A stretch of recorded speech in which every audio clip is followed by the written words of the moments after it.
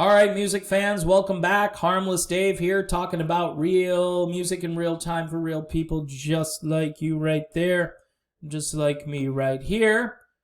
Roger Waters, a guy who I'm starting to like more and more in my old age for some reason.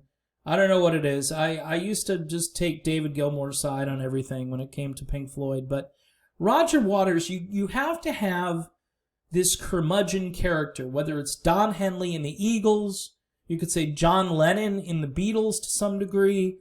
You can go down the list in different groups, and you had kind of the guy who was the poppy songwriter, and the other guy who threw out all these crazy concepts that when you incorporated and did both things, typically great art was made.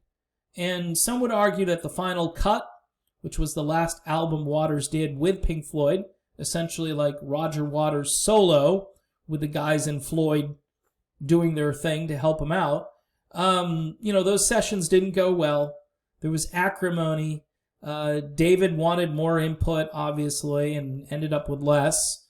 And one of the reasons I think David just continued the enterprise without Roger was that, it was difficult to work with Roger Waters at that stage. And but quite honestly, if you look at like A Momentary Lapse of Reason, which did well, again, when you have the brand name, and Gilmour could write good songs on his own, but as far as complete concept albums, Division Bell maybe a little bit better. But again, imagine having Waters along, and these guys could get along, and they could bounce ideas off of each other, and then they could come to an agreement rather than just, come to blows at the end of the sessions.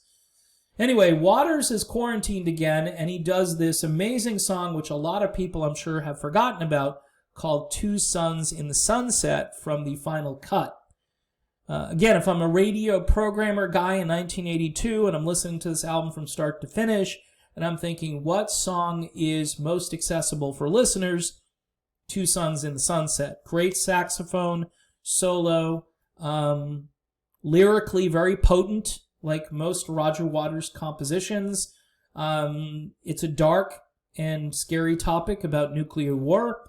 In fact, the beginning of the Quarantine video, Waters has a graphic up about how close we are to midnight when it comes to the doomsday clock. And it's like a couple of minutes to midnight.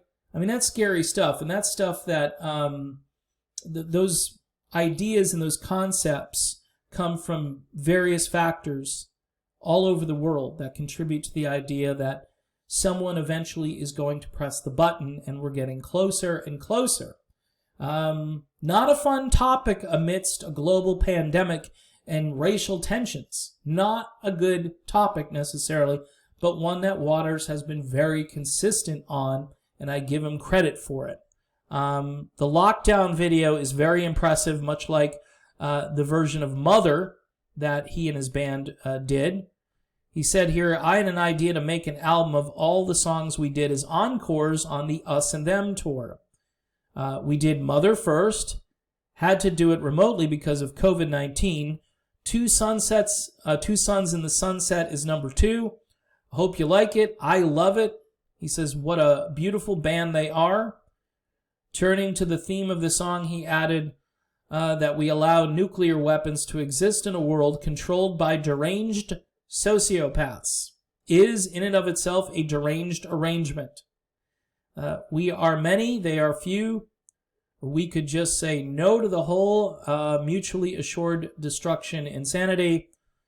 Yeah, I kind of agree with him. I think we're in an age now where I understand we need to have weapons for protection, but the world is getting to be very scary, and the idea of nuclear weapons in the hands of maniacs is not a good thing. And you can figure out who the maniacs are. I'm not going to do that. I don't want to get anybody upset.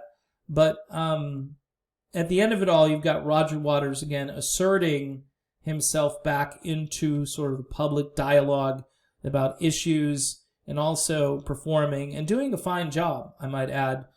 He is not a spring chicken, and his voice was never a work of art necessarily, but his voice still has those whiny, screechy characteristics that worked so well, especially on The Wall with Pink Floyd, and on the final cut. Some people probably think it's nails on a chalkboard.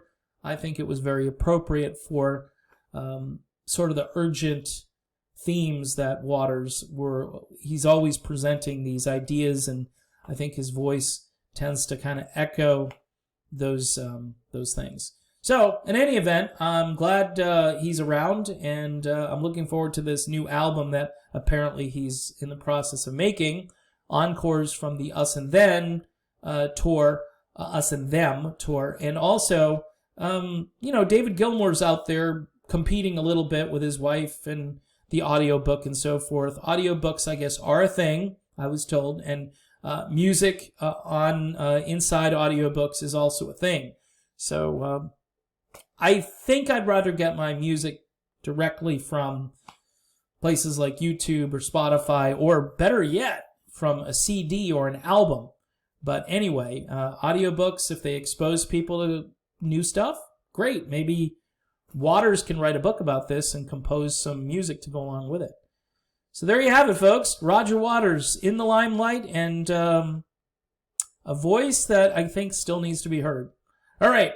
I am done. I will be back soon, and thank you for tuning in. I will see you soon.